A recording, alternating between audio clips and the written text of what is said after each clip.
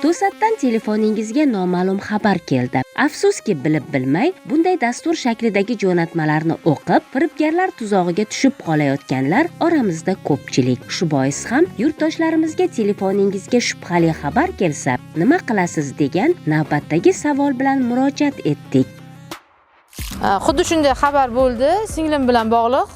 To'y fayllari kelganda, to'ylarni ochib ko'ring deganda, akkauntdan ayrilib, plastikdagi bor pullardan ayrilganini guvohi bo'lganman. Qachonki insonlarning o'zida shu madaniyat shakllansa, shu o'zida bor narsani bolalariga tushuntirsa, bu narsaga chek qo'yilgan bo'ladi. Qachonki insonlar o'zi nima qilish kerak-da, o'ylash kerak bu narsani. O'zim shunday narsa eshitganman. Xo'jayinim eshikchilar xodimlar shu narsani ogohlantirib qo'yganlar.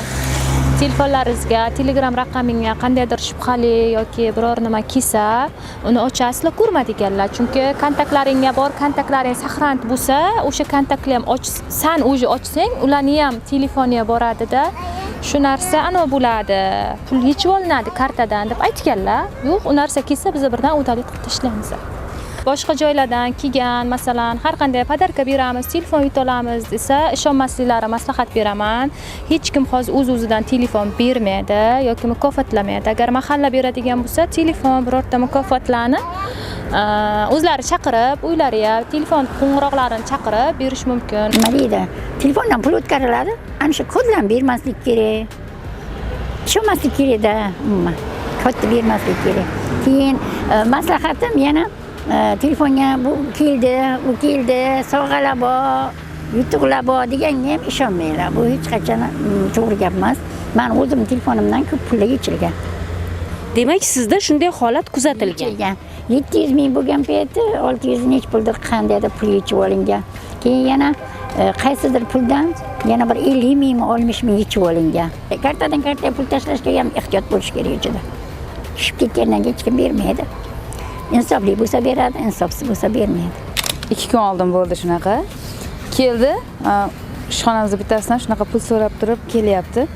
Ochdik, uzr, bera olmaymiz degan paytda, mayli rahmat deb yana darrov javob ham yozyapti. Lekin yana ham anaqa bo'lgani, bizga nima kartalar ham tashab berishdi. Karta raqamlar ham tashab berishyapti, ism familiyalar bilan chiqib kelishdi. Ishxonada ham ogoh bo'linglar, shunaqa firibgarlar chiqqan deb turib, har xil mana shunga qarshi kurashadigan nimalardan bizga kelyapti shunaqa сообщениyalar. Ogoh bo'linglar, ochmanglar, mana shuni tarqatmanglar deb turib ogohlikka chaqirishyapti. Shunda ko'p uchrayapti, haqiqatda Telegramdan ham ko'p kelyapti. Noma'lum xabarlar, masalan, suratdagi sizmisiz degan xabar ham kelyapti. Lekin men unda ishonchsiz xabarlarni ochib ham ko'rmayman, ishonmaslikni ham maslahat beraman. Har xil begona raqamlardan telefonlar kelsa, telefon ko'tarmaslikka, javob bermaslikka hammani chorlab qolaman deb aytib, ogohlantirib. Chunki suratdagi sizmisiz deb hammaga bir xil tarqaydi. Bitta odamga keldim, o'shaning kontaktiga hammasiga tarqaydi. Ishxonamizda ham shundaylar bo'lyapti. Hattoki o'sha begona nomerlar kartalarigacha ham aytib, masalan, sizning kreditingiz bor nomingizda ishonmaslikda maslahat beraman. Hammaga o'zini pasport ma'lumotlarini ham bermaslikda aytib qolaman hamma. Bilmasdan yoki aytib qo'yib o'sha ma'lumotlarni aytsam, birinchi navbatda ichki ishlarga murojaat qilish kerak, ichki ishlarga xabar berish kerak uni. Bizda kiber xavfsizlik oyligi ham ketyapti hozir, o'sha kiber xavfsizlik bo'yicha viloyatimizda ham o'sha maxsus guruhlar tashkil qilingan, ular nomerlari ham o'sha nomerlarga ishonch raqamlarga telefon qilish kerak ular. Bunday holat bo'lgani yo'q hozircha. Yo'q, eshitganim ham yo'q. Agar shunday sizga xabarlar kelsa, qanday yo'l tutgan bo'lardingiz? Ochib ko'rmayman, chunki ogohlantirishlar eshityapmiz o'zi. Hamma joyda aytishyapti. Anaqa raqamlardan telefon bo'lib turadi. Ko'tarishim bilan o'zi kodidan ana beradi-ku. Ogohlantirish bo'ladi yoki o'zini raqamlaridan bilsa bo'ladi-da. Internet tarmoqlariga ham joylanib boradi yoki avvaldan shunaqa qilmanglar, shunaqadan kelsa olmanglar deb. O'sha orqali bilinadi-da. O'sha asosiy internet tarmoqlari orqali xabarlar berib borilgani sababli olmaymiz, ko'tarmaymiz. Har xil tanish raqamlardan telefon kelsa ko'tarmaslik kerak. O'zi telefon o'zining parollari bor yoki o'shalarni terib qo'yish kerak. Yo ommaviy axborotdagi berilayotgan xabarlarni, berib borilayotganlarni o'zi kuzatib borsa, shu orqali bilishadi. Birinchi bo'lib telefonimga o'sha menda ham bunday voqealar juda ko'p bo'lgan. Yaqindagina bo'ldi voqea. O'zimni Telegram akkauntimga noto'g'ri fayllar kelgan. Men o'sha fayllarni ochib qo'yish orqali bilmasdan o'zim ochib qo'yganman va shunda meni akkauntimga ulanib olib, qanaqadir noto'g'ri tushunarsiz narsalar bo'lgan.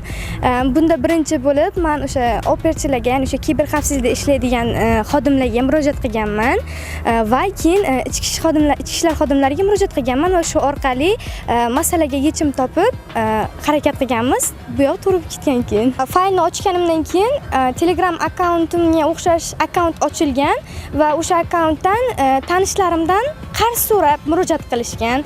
Ya'ni men deb tushunishganda ular ko'pchilik tanishlarim tashlab ham berishgan, boshqa ham bo'lgan.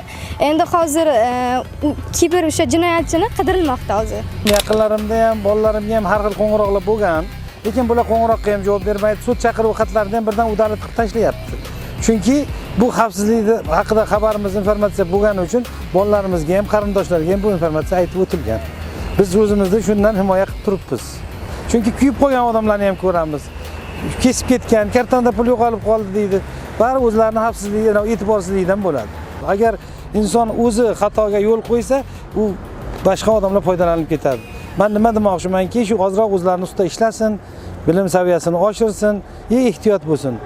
O'zingga ehtiyot bo'l, qo'shningni o'g'ri tutma deydi. Shu qadimda shu maqol bor. Menga ham kelgan, hammaga u xabar menimcha hammaga kelgan bo'lsa kerak. Eng avvalo o'sha kelgan faylni razmeriga qarash kerak. Agar razmeri kichkina bo'ladigan bo'lsa, 1 megabayt, 2 megabayt bo'ladigan bo'lsa, aniq virus bo'ladi. Ularni ochmaslik kerak. U normal ishlaydigan programmalar eng kamida 20-30 megabayt bo'ladi-da. O'sha razmeriga qarab ham bilsa bo'ladi, qaysi virus, qaysi o'sha normal programmaligini.